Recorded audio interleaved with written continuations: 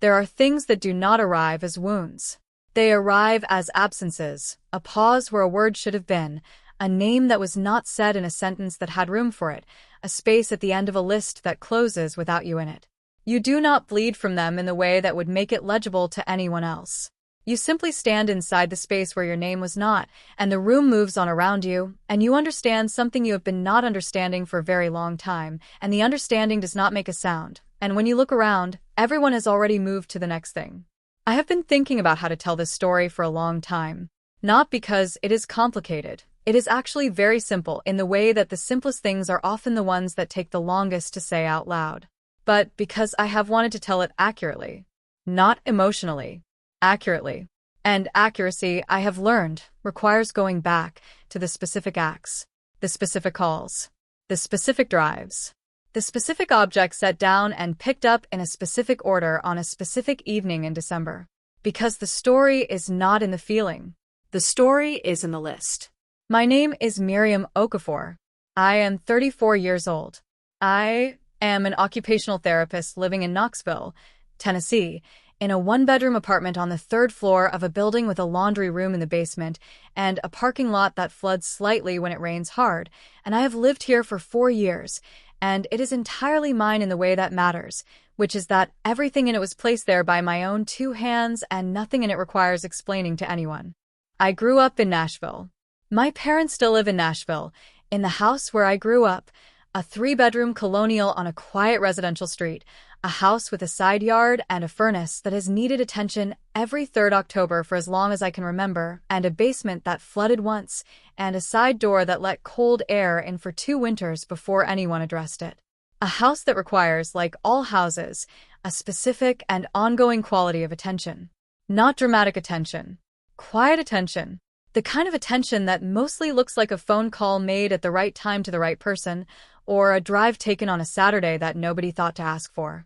I want to tell you about that attention. I want to tell you exactly what it consisted of, because this story cannot be understood without the list. And I have been carrying the list for 3 years. I called the HVAC company every October. This was not something anyone asked me to do.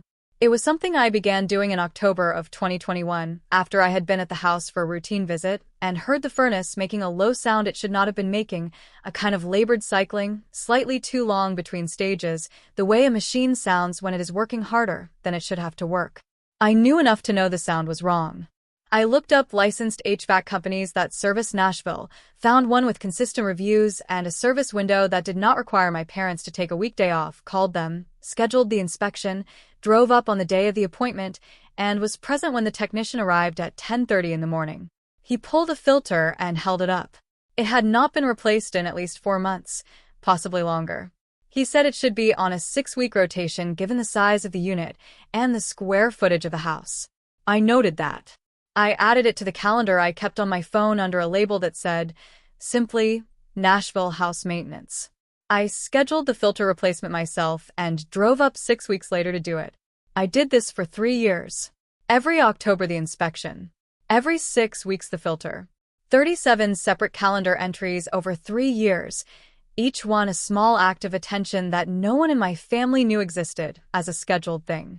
It existed because I made it exist. In March of 2022, a Thursday, the basement pipe burst. I was in the middle of a session with a patient when my mother called at 2:11 in the afternoon. I saw the call come in and stepped out. She was not panicked. My mother does not panic in the way that announces itself, but her voice had the particular compression it gets when something has gone wrong, and she is holding herself very carefully around it. She said there was water coming through the ceiling of the basement storage room. She said she didn't know which pipe. She said she had turned off the water main, but she wasn't sure she had found the right one. I told her I would handle it. I went back into my session, finished it at 3 o'clock, and immediately pulled up the list of plumbers I had researched the previous year. I had done this research after a neighbor of my parents mentioned a slow drain issue, and I had realized I did not have a reliable plumber's number in my phone. I had 3 options. I called the first one. He could not come until the following afternoon. I called the second. He could come at 6 o'clock that evening. I confirmed the appointment, sent my mother a text with his name and arrival time, finished my remaining session at 4:47 p.m., drove to Nashville, and arrived at my parents' house at 6:09. The plumber arrived at 6:22. My father was at his brother's house across town. My sister Adiz was in Atlanta. I sat with my mother in the kitchen while the plumber worked in the basement.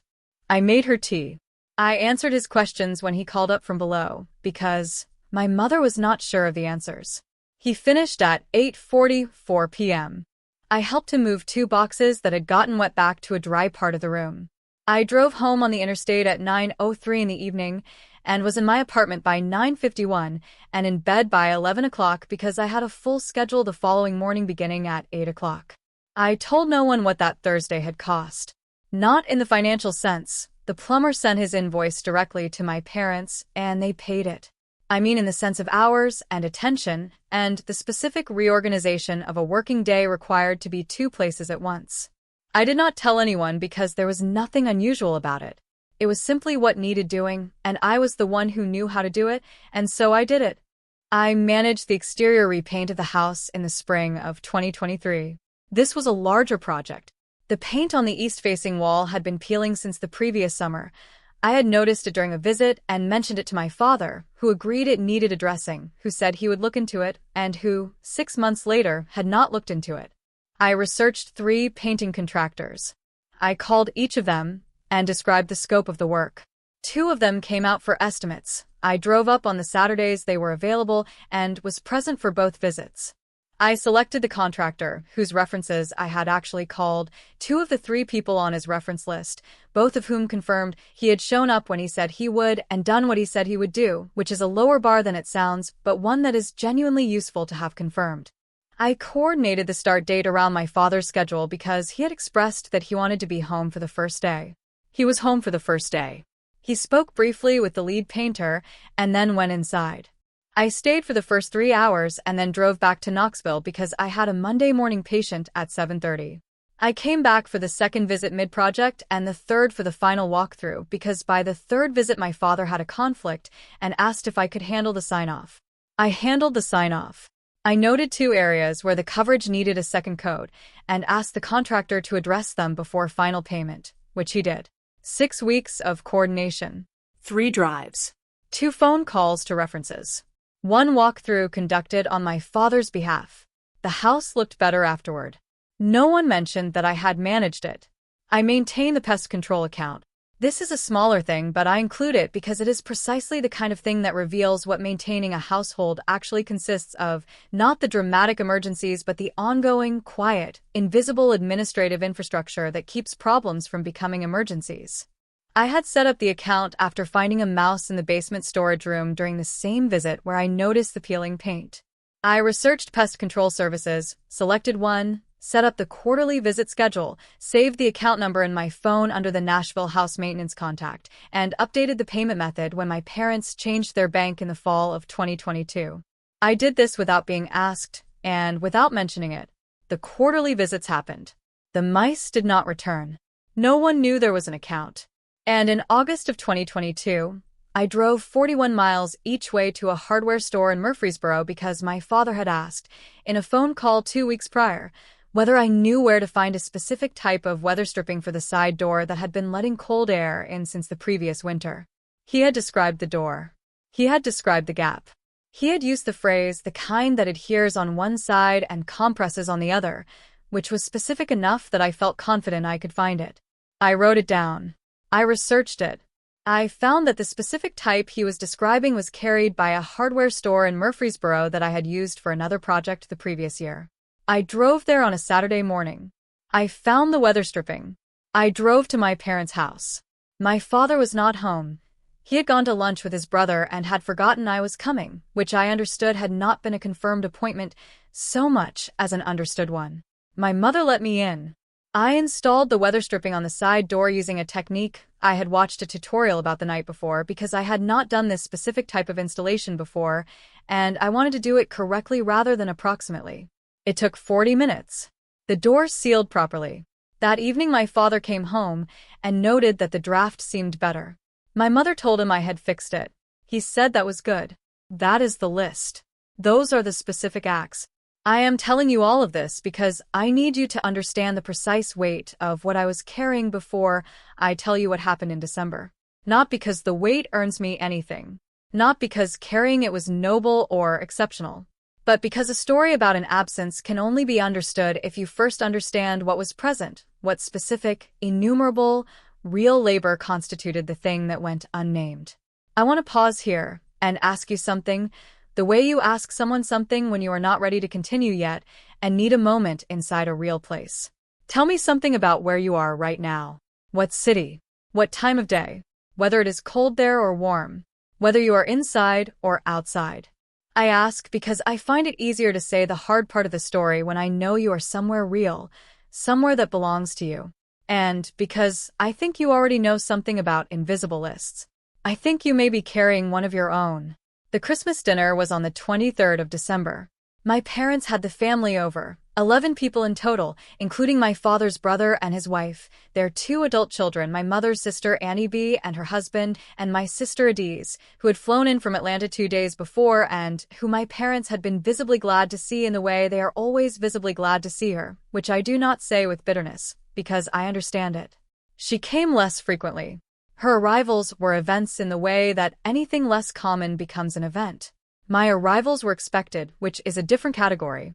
I drove up that morning. I left Knoxville at 7:51 a.m. and arrived at the house at 9:17. I brought a dish my mother had asked me to prepare, a specific version of pepper soup that requires a preparation the night before, which I had done on the 22nd, finishing at 11:34 p.m. and refrigerating it to transport the following morning. I carried it in an insulated bag. I carried also, in a separate bag, the 2 bottles of sparkling water my mother had mentioned she wanted but had not been able to find at her usual store, which I had located at a shop near my apartment and purchased on my way home from work the previous Tuesday. I arrived and helped my mother in the kitchen. I found the good serving spoons in the back of the cabinet where they had migrated sometime in the fall. My mother had been looking for them for 3 weeks, she said, and had assumed they had been mistakenly thrown out. They had not been thrown out. They had been moved to the back of the 3rd shelf when I had reorganized that cabinet in September during the pest control visit, and I had not thought to tell anyone where I had put them, and so for 3 weeks the serving spoons had been missing. I found them. I put them on the counter. My mother looked at them for a moment and then picked them up without comment.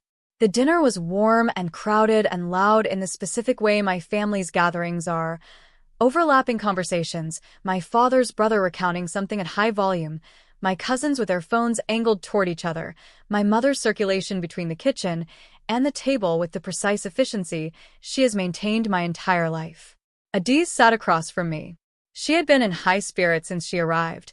She had brought carefully wrapped gifts and a bottle of wine she had researched and talked about the restaurant she had eaten at in Atlanta the previous week.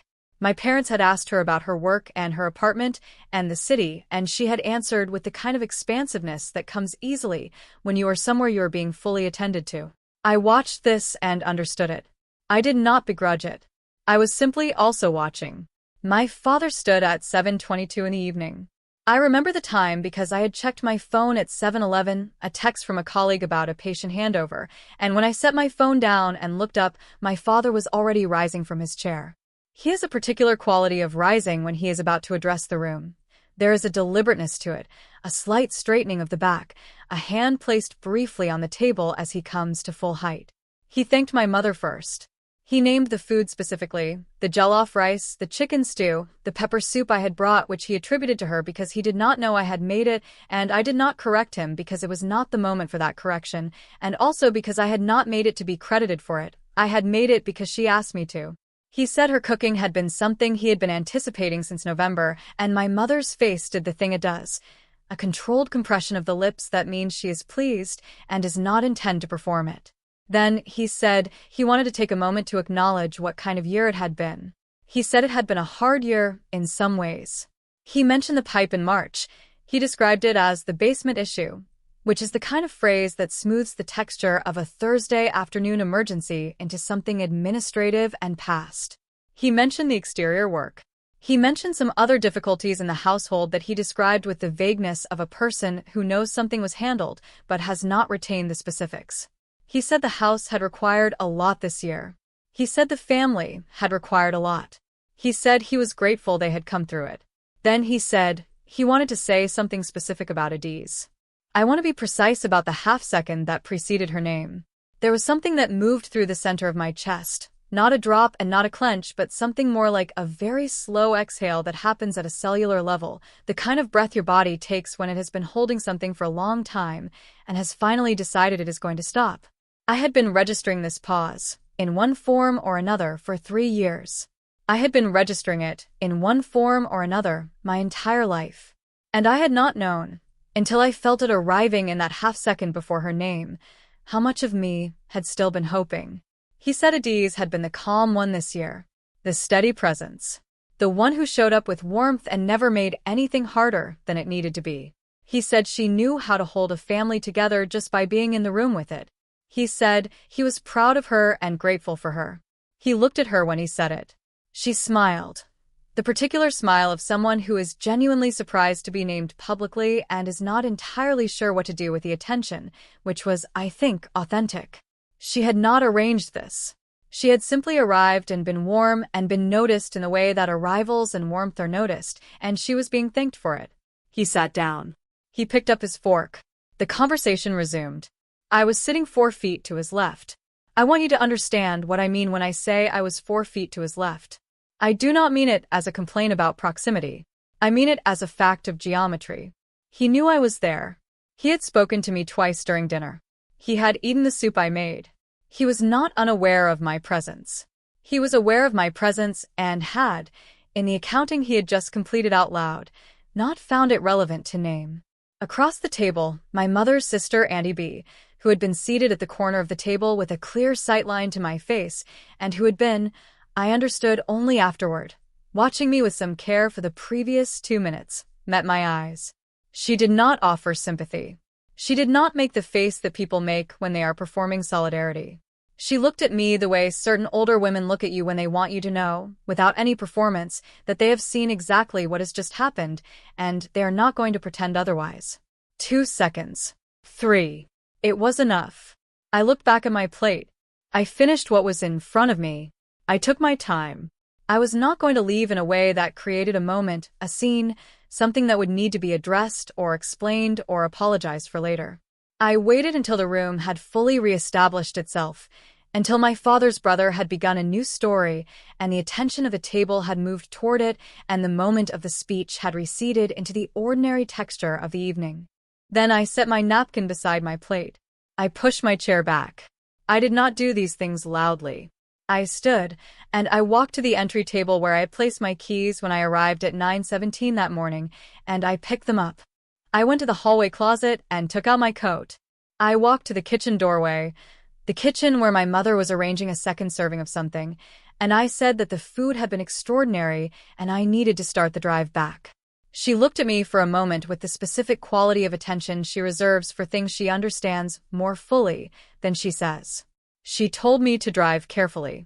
She touched my arm once, briefly, the way she sometimes does. I was in my car at 7:31 p.m. 9 minutes after he sat down. I did not start the car immediately. I sat in the driveway for 4 minutes and 17 seconds. I know because I checked the clock when I got in, and again when I finally turned the key. I did not plan to sit there that long. I sat there because my body had been carrying something for 3 years and had decided, in the front seat of my car in my parents' driveway on the 23rd of December, that it was going to put it down now and feel the full weight of it before moving. It is difficult to describe what those 4 minutes felt like without using words that name emotions, and I do not want to name emotions because named emotions are always slightly wrong, always a category applied from the outside to something that is actually more specific and more physical than any category. What I can tell you is that it lived in my shoulders and behind my sternum and in the specific muscles along the back of my neck that hold tension in the way that certain muscles do when they have been held contracted for so long that the contraction has stopped feeling like effort and started feeling like structure, like load-bearing, like something you have been doing so long and so consistently that you have confused it with simply standing up straight. I sat with it. I let it be heavy. Then I started the car. The time was 7:35 p.m. The temperature outside was 19 degrees. I know this because I had checked before I left Knoxville that morning, and I checked again on my phone before I turned the key. The road was dry. The sky was the particular dark gray of a winter night in Tennessee, when the temperature is still dropping and the clouds are low and flat. I drove with the radio off. I did not select a podcast. I did not make a call. I drove in the silence available to you only when you are in motion and alone, and have given yourself permission to feel the thing you have been deferring. I have been thinking since that night about what it means to defer a feeling.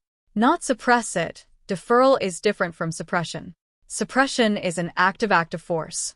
Deferral is more like an administrative decision. You note the feeling, you file it under pending, you tell it you will return to it when there is time, and then you do not return to it because there is never time, because there is always the next call to make, the next filter to replace, the next drive to take. You accumulate a very large pending file. You stop checking it. And then something happens, a name not said in a sentence that had room for it, and the pending file opens by itself, and all of it is there, every deferred thing, at full weight, all at once, in the front seat of your car in a driveway you've been driving to for 3 years. Around the 20-mile marker, somewhere in the stretch of interstate where the road goes slightly elevated and you can see the Nashville skyline behind you and the dark of the route ahead, I understood what I had been waiting for. I had been knowing it for a long time, in the way you know things you have not yet bothered to put into words. But on that stretch of road, in that specific cold dark, I said it to myself in the simplest possible language. I had been waiting for him to see what I was doing. Not to stand at a Christmas table and deliver a formal acknowledgment. Not to be named in a speech. I want to be precise about this because imprecision here would misrepresent the thing entirely.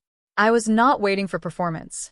I was waiting for a much smaller thing, for somewhere in his accounting of the year to exist a line, even a private line, even a line he never said aloud, that registered.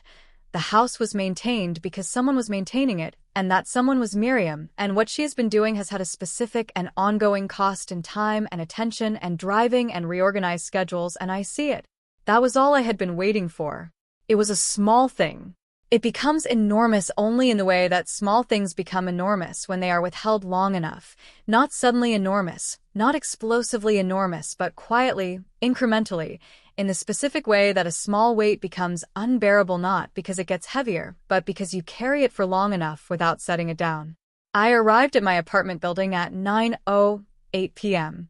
I parked in my spot in the flooding parking lot that is mine and no one else's. I sat in the car for another 3 minutes. Then I went inside. My apartment was exactly as I had left it. This sounds unremarkable, but it was not unremarkable to me that evening. My books were on the shelf in the order I keep them. My coat rack had only my coats on it. My kitchen table had the single chair I prefer. On the windowsill was the small clay pot a patient had made for me 2 years prior and given me at the end of her discharge. She had made it in an art therapy session, and she had said she wanted me to have something she made with her own hands because I had helped her get her own hands working again, which was perhaps the most precise description of my job I have ever heard. The pot was not beautiful in the way that designed objects are beautiful. It was beautiful in the way that handmade things are beautiful, imprecise, particular, irreplaceable. I touched the back of my kitchen chair. I looked at the clay pot. I set my keys on my own table. I took off my coat and hung it on my own coat rack. Something in me that had been held in the loaded position for a very long time quietly unloaded. Not released, unloaded. Set down with intention. The difference matters. 3 weeks passed after Christmas. Then 4. In the second week of January, my father called to ask whether I had the number for the HVAC company. He said the furnace was making a sound. He said he thought the filter might need replacing. I found the contact in my phone, Nashville House Maintenance, the same contact I had created in October of 2021 and maintained ever since, and I looked at it for a long time. I told him I would look for it and get back to him. I did not get back to him. I want to be honest about what I was doing in those days. I was not planning anything. I was not executing a strategy. I was simply not doing the thing I would normally have done, which was to immediately pull the number from my phone and call the company on his behalf and schedule the visit and drive up for it. I was not doing that. I was sitting with the not doing of it and noticing what it felt like, which was primarily quiet. The quietness of a thing that has been running continuously at low volume finally turned off. 11 days after his first call, My father called again. He had found a different company. He had looked up a number himself, which I noted was something he was entirely capable of doing and had, for 3 years, not needed to do because I had already done it. The new company had come out. They had replaced the filter. They had noted that the unit had been running harder than it should for the past several months. The intake was restricted, the cycling was slightly labored. He mentioned this to me in the tone of someone reporting a mild household inconvenience whose cause he had not fully traced. I did not trace it for him. On the 7th of February, a Sunday, the fault code appeared. I know it was a fault code because my father described the display on the thermostat with enough specificity that I understood what it was: a secondary filter issue that the January technician had noted as upcoming and flagged for follow-up. My father called my phone at 11:22 in the morning. I was sitting at my kitchen table with tea. I looked at his name on the screen, and I let the call go to voicemail. He left a message. He said he wasn't sure who to call. He named the company from January, but said he couldn't remember the number. He said he thought I might have the number for the original company, the one they had always used. He said the word we, the company we had always used. I listened to that voicemail twice. Both times I stopped at the word we. I am not sure my father noticed he had used it. I am not sure it was a conscious construction. But I sat with it for a long time because it was, in 3 letters, the entire structure of what I had been inside for 3 years. We. A collective history of maintenance. A shared enterprise. As if the account number in my phone under Nashville House Maintenance had been created by some mutual effort, as if the October calls had been made by some general we, as if the 41-mile drive to Murfreesboro for weather stripping had been a decision arrived at together. I called my sister Dee's that week. Not about the furnace specifically, it was a general call, the kind we made occasionally, catching up on things. I mentioned toward the end that Dad had called about the HVAC and that I wasn't managing the house maintenance anymore. There was a pause. She said she didn't really know how any of that worked. She said she supposed she could look into it. She said it in the tone of someone who has just been handed a bag they were not expecting to carry and is trying to assess its weight without being impolite about the assessment. I thanked her and we talked for a few more minutes and then we said goodbye. The February fault code was eventually addressed. I know this because my mother mentioned it in a call 2 weeks later, in passing, as something that had been dealt with. She did not say by whom. I did not ask. In March, Annie B. called me. I had been expecting her call. Not because she had said she would call, but because I had seen how she looked at me across the Christmas table, and I knew the kind of woman she was. The kind who lets the right amount of time pass, not too soon, and not so long that the moment has hardened into something that can no longer be entered, and then calls. She called on a Tuesday evening at 6:44. I made tea before I answered because I had a feeling the call would take some time. She said she had been thinking about Christmas dinner. She said she had been watching my face from the moment my father began his speech, and she wanted me to know, first, that she had seen what happened. Not a version of it. Not an interpretation of it. What happened? She said my name was not said in a sentence that included every other person who mattered to the year, and she was not going to pretend that was a small thing, or that I should find a way to read it generously. Then she said she wanted to tell me something about my father that she thought I should know. Not to excuse him. She was clear about that. She said it twice, that she was not offering this as an excuse, and I believed her. She said my father had grown up in a household where the person who managed things was expected to continue managing them, and the acknowledgment, the public word, the named gratitude, was reserved for the people whose presence was visible and occasional and celebratory. The person who was always there, always reliable, always handling the quiet machinery of the household. That person was thanked privately, if at all, and usually only when they stopped. Because it was only when they stopped that the machinery became visible. She said this was not right. She said it was old. She said it was the kind of formation that happens to a person so early and so thoroughly that they carry it into their own family without ever examining it, without ever asking whether the person doing the invisible work might have a different relationship to being seen than the person whose visits are occasions. She said, I do not think your father has ever understood that a house does not maintain itself. I do not think he has ever followed the maintenance back to the person performing it. I think he has understood the house as something that functions and he has not asked why it functions, and I think the reason he has not asked is that the answer was always you and you were always there, and things that are always there become, for certain people, indistinguishable from things that simply are. I sat with that for a long time. I did not speak for almost a full minute after she finished. She did not fill the silence. She let it be the size it needed to be. Then she said one more thing. She said, "You were not wrong to leave when you left."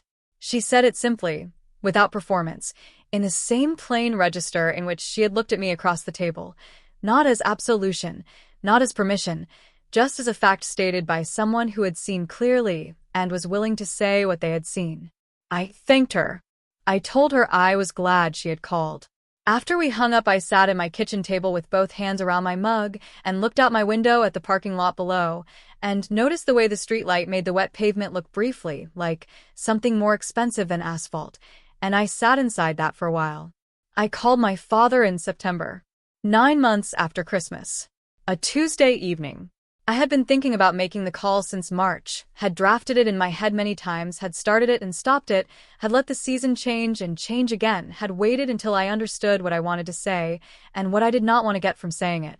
I was not calling to be apologized to. I was not calling to arrive at a resolution. I had something to say that needed to be said once, plainly by me to him, and I had decided that September was when I was going to say it. He answered on the second ring. His voice was warm. He is always warm when I call, which is one of the things that makes this story complicated, which is one of the reasons I want to tell it accurately rather than simply. I did not lead in. I said I wanted to talk about Christmas dinner. I said that at the dinner he had given a speech about the hard year and who had held the family together through it. I said he had named Adiz. I said I had been sitting 4 feet to his left when he said her name.